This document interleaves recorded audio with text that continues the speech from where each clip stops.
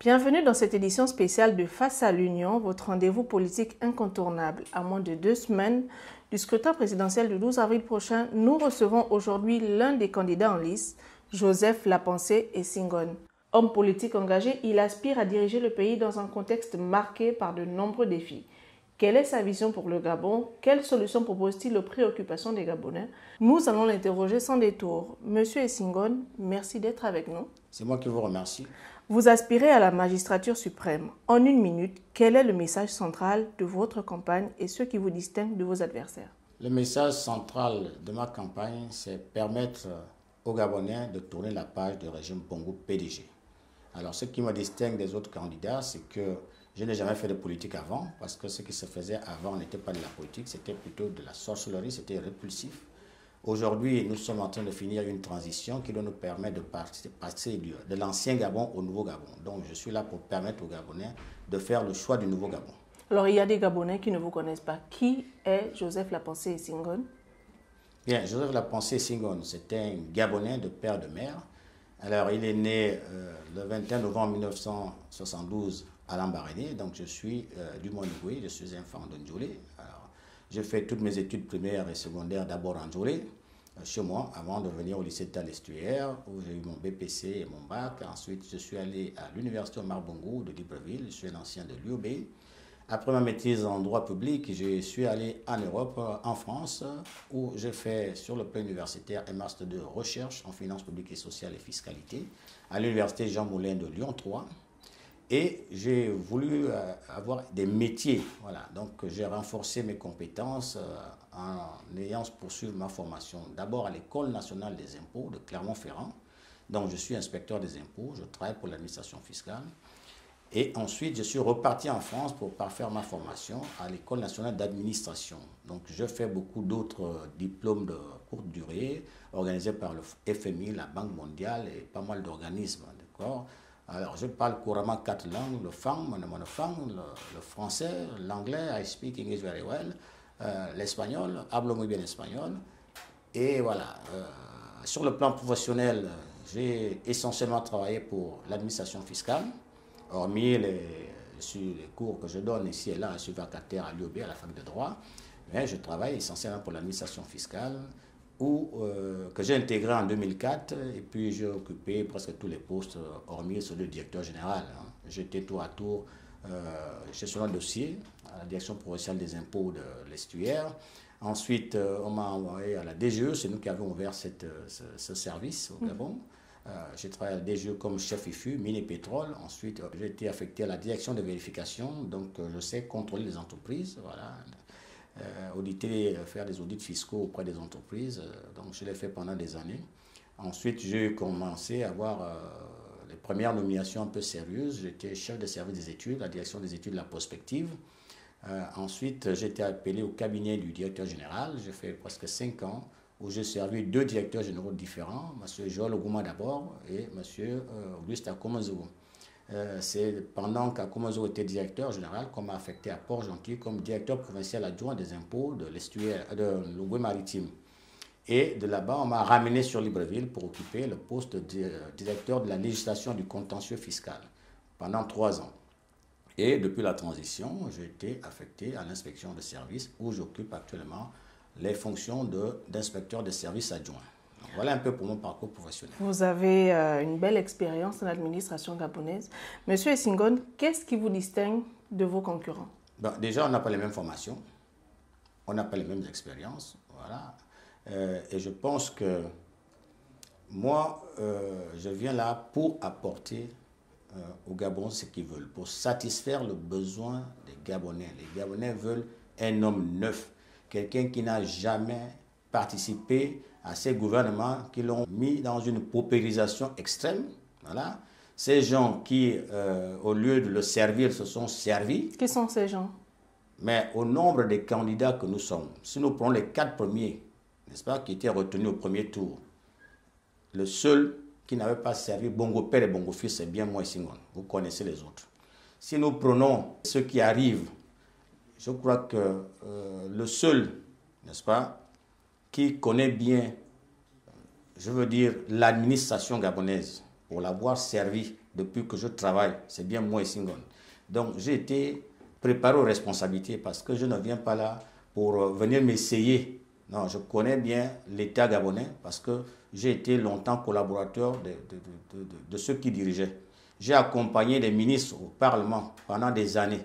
Donc je connais bien le sujet. Donc je ne viens pas m'aventurer ici pour se faire remarquer. Alors vous avez une belle expérience en matière de finances. L'économie gabonaise reste fortement dépendante du pétrole. Quelle est votre stratégie pour diversifier l'économie et créer des emplois durables? Bien, moi je n'aborde pas la question de la diversification de l'économie comme étant une urgence pour le Gabon. Comme je le dis souvent, il y a des pays qui ne comptent que sur une seule ressource pour vivre. Le cas du Niger est là. Le Niger ne compte que sur l'uranium. Donc avant qu'on nous parle de diversification de l'économie, on doit d'abord bien gérer ce qui est déjà exploité. Et donc, ce n'est pas déjà bien géré selon vous? Est-ce que vous croyez que les gens qui mangent à la poubelle de Mindoué là peuvent dire qu'ils sont nés dans un pays pétrolier? Est-ce que vous croyez que les gens de Bou aujourd'hui peuvent être fiers pour dire qu'ils sont nés dans un pays pétrolier? Non.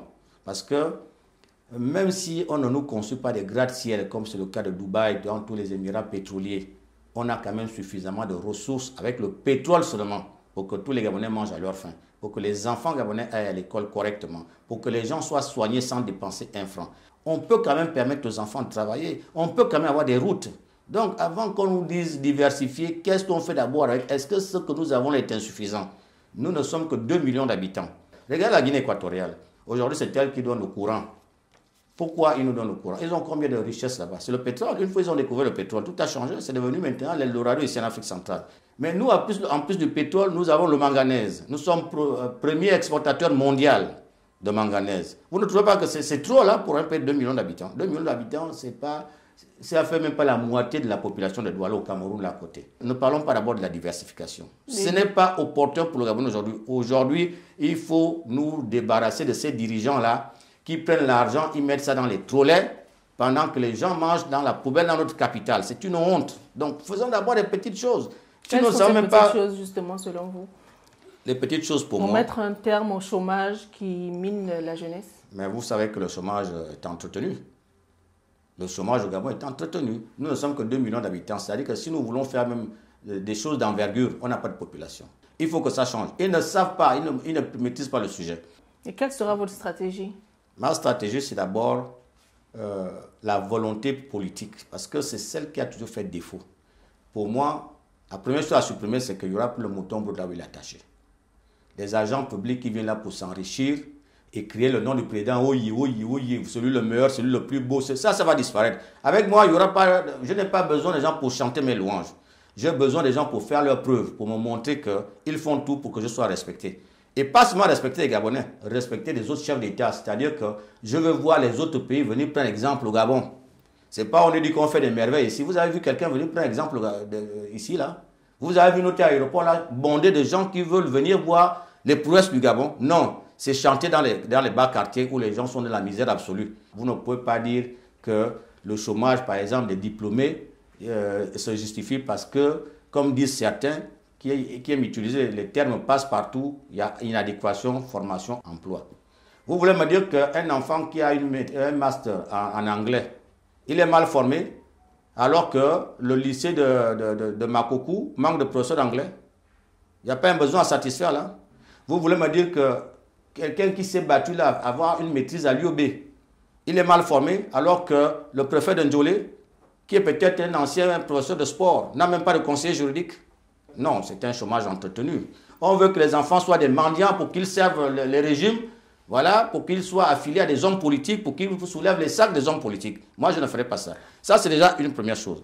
L'autre chose, pour créer les emplois. Alors, ici, vous savez que tous les gouvernements ont toujours le ministre de l'Agriculture. Ça, vous le savez. Mais l'agriculture, là, on va manger cette nourriture-là quand? Nous dépendons tous du Cameroun. Moindre petit souci avec le Cameroun, les marchés sont vides. Moi, je vais créer une société nationale d'agriculture et d'élevage. Parce que ce n'est pas le ministère qui va nous donner une suite concrète sur cette affaire. Il n'y aura pas de ministère de l'agriculture. Il y aura le ministère, mais le ministère, lui, il est là pour chercher les politiques. Mais il faut aller plus loin que ça. Il faut aller plus loin que ça. Ce n'est pas le ministère qui va cultiver la banane, maman. Ce n'est pas le ministère qui va cultiver le manioc. Si nous voulons lutter contre la faim, puisque c'est un des objectifs du développement durable. C'était aussi l'objectif du programme Graines qui avait été mis en place. Si on veut développer l'agriculture, il faut bien que quelqu'un aille planter. Moi, je mettrais une structure, on va mettre un budget pour ça, parce que pour lutter contre le chômage, il faut créer des emplois, et pour créer les emplois, il n'y a pas mille magies. Soit c'est l'initiative privée, donc nous allons encourager la création des entreprises privées, nous allons encourager l'auto-emploi, mais pour encourager l'auto-emploi, il faut aussi agir sur le système bancaire, parce que pour investir, il faut bien trouver l'argent quelque part. Nos banques ne prêtent pas, ça ne donne l'argent qu'aux politiciens. Si vous n'êtes pas un membre influent du PDG, vous n'aurez pas de crédit. Avec moi, ça va disparaître ça, parce que l'auto-emploi, ce n'est pas un slogan. Vous allez vous débarrasser des PDGistes aussi? Non, je me débarrasserai du PDG. Mais les PDG, les anciens PDG, c'est les Gabonais. Il faut qu'ils apprennent à être Gabonais autrement, comme disait Feu Casimiro Yomba. Voilà, moi, je suis le candidat de la rupture et du rassemblement. Rupture avec les habitudes du PDG, mais je ne divise pas les Gabonais, je les rassemble. Je montre une nouvelle voie. Alors, M. Essingone, vous avez une expérience en matière de finances. Vous avez un meilleur regard sur les régies financières. S'agissant de la question de la gouvernance, de la lutte contre la corruption, quelles réformes concrètes comptez-vous mettre en place pour restaurer la confiance avec les institutions? Pour être respecté, il faut être respectable. D'accord? Il faut que nous soyons crédibles. La vie moderne fonctionne avec le crédit. Si vous êtes crédible, vous aurez droit à tout. Si vous n'êtes pas crédible, tout le monde vous ferme les portes. D'accord? C'est pour cela que même quand on veut voyager, on veut voir si vous avez déjà été à l'étranger une fois. Quand vous demandez le visa, pour voir si vous êtes crédible, si on peut vous faire confiance. Moi, je viendrai reconstruire la confiance pour que les autres reconsidèrent les points de vue qu'ils ont pour les Gabonais aujourd'hui. Reconstruire la confiance, c'est-à-dire moi-même, je dois être le premier modèle. Je ne peux pas gérer l'argent de l'État comme si c'était l'argent de ma poche. Je prends quand je veux, je fais comme je veux, hein, je construis comme je veux, je ne sais pas d'où sortent les plans, machin et tout. Non. Les finances publiques se gèrent en respectant les règles de finances publiques. D'accord? Quand on met un budget en place, dans le financier public que je sais, c'est qu'il y a un temps pour élaborer le budget, on tient compte de tous les besoins du pays et on regarde où on va trouver les recettes. Les premières recettes sont les ressources internes. D'accord? Et lorsque les ressources internes ne sont pas suffisantes pour financer, on fait comme les personnes physiques font. On cherche un prêteur. N'est-ce pas? Parce que vous avez un budget en déficit, c'est-à-dire que les besoins sont plus importants que vos ressources. Mais ce n'est pas une mauvaise chose parce que la dette est une ressource. Simplement que nous, ici, on a tellement utilisé la dette et elle n'a servi à rien. Au point où notre capacité d'endettement a considérablement diminué. Donc, qu'est-ce qu'il faut faire? Il faut créer maintenant plus de ressources internes. Et je ne suis pas que financier public en termes budget-trésor. J'ai aussi l'avantage d'être fiscaliste. Donc, je sais comment je vais faire pour créer les recettes additionnelles. Je vais élargir, je vais faire ce qu'on appelle en fiscalité, élargir l'assiette de l'impôt. Donc, trouver les opérations qui devraient être imposables, mais qu'on a exonérées, alors que ça ne se justifie plus aujourd'hui. Quelles sont les erreurs que vous voulez corriger? Plein d'erreurs, madame. Plein d'erreurs. Pouvez-vous citer au moins 3? Parce qu'au niveau fiscal, nous avons commis plein d'erreurs. D'abord, nous avons permis à pas mal d'entreprises de créer la richesse chez nous en ne payant presque pas d'impôts. Et c'est des entreprises qui sont souvent dans des secteurs qu'on nous envie. Exemple? Sur le plan pétrolier, n'est-ce pas? Je vais vous renvoyer, si vous suivez les débats qui se passent chaque année à Davos, n'est-ce pas? Au sommet économique de Davos, vous voyez bien les démonstrations qui sont faites. Parce que si je vous prends les cas gabonais, on va dire que je suis venu travailler les secrets professionnels. Mais je vous renvoie à ces débats-là où on démontre comment les multinationales font pour ne pas payer les impôts là où elles sont installées. Donc, allez-y seulement et vous verrez. Donc, moi, quand je serai président, je n'aurai plus de secrets. J'aurai droit à tous les dossiers. Mais comme je suis encore agent public, je ne peux pas dire telle entreprise. Ce n'est pas ça mon erreur que je suis venu faire ici. Comment allez-vous restaurer la confiance avec les institutions? Mais la confiance avec les institutions, c'est d'abord revisiter les contrats des prédécesseurs. Parce que l'État, c'est le principe de continuité. D'accord? Et échanger avec ces derniers pour trouver, n'est-ce pas, les mesures, pour déterminer ensemble, n'est-ce pas, les mesures appropriées à prendre pour qu'ils retrouvent, n'est-ce pas, l'argent qu'ils nous ont prêté. Vous voyez? Donc, chaque année ici, moi, j'ai participé à toutes ces grandes messes où le ministre de l'économie, n'est-ce pas, reçoit les bailleurs de fonds et je sais comment ça se passe. Je sais comment ça se passe, mais comme je vous ai dit, moi je ne suis pas venu ici pour qu'on dise que si on est parti mettre sur la place publique, n'est-ce pas, les dossiers alors que j'ai l'obligation de réserve. Mais je sais ce qu'il faut faire. Et faites-moi confiance. Je ne suis pas un petit candidat qu'on est parti au fin fond de Boué là-bas ou de Mabanda ou bien. Non. Vous avez une expérience à partager. Je vous ai dit que j'étais le collaborateur, un des principaux collaborateurs des gens qui ont dirigé ce pays. Donc je connais, j'étais à toutes ces grandes messes. Dans votre stratégie, est-ce que vous avez l'intention de conjuguer avec les équipes sortantes? Les équipes sortantes, c'est-à-dire? De la transition et de l'ère Ali Bongo. Une fois je suis président de la République, ma mission, ce sera m'occuper de tous les Gabonais, n'est-ce pas? Et il n'y aura pas de Gabonais stigmatisés. Chacun va maintenant vivre de son talent. Chacun va vivre de son argent. Voilà, il n'y aura pas des gens qui vont se servir dans les caisses de l'État, tout ça. Parce que lorsque je serai président, les militaires qui ont géré la transition, il faut que ceux-là retrouvent leur travail. Qui retournent dans les casernes? Casernes ou pas casernes, les militaires ont d'abord quoi comme mission? C'est de nous défendre en cas d'agression étrangère, non? Quand ils retrouvent leur mission, ce n'est pas venir gérer l'État. Maintenant, l'effort de police et de gendarmerie, c'est assurer la sécurité intérieure. Il ne faut plus que la délinquance soit galopante dans nos quartiers. Il faut permettre aux magistrats, par exemple, de ne pas faire grève chaque fois qu'ils veulent un peu de moyens. Il faut anticiper ces grèves-là.